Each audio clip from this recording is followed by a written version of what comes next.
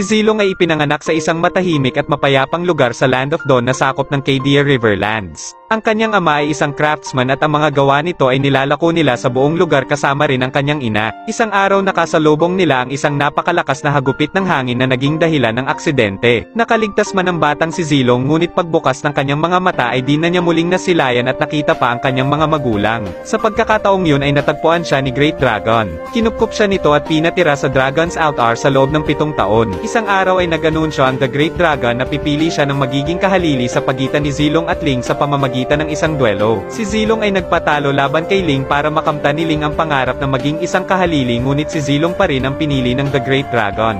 At nung ika-18 taong gulang ni Zilong ay ipinagkaloob sa kanya ang Dragon Spear. Ito ay bilang simbolo na ipinapaubaya na ng The Great Dragon ang responsibilidad at pagprotekta ng Cadia Riverlands sa kanya. Weapons are meant to protect, nothing else.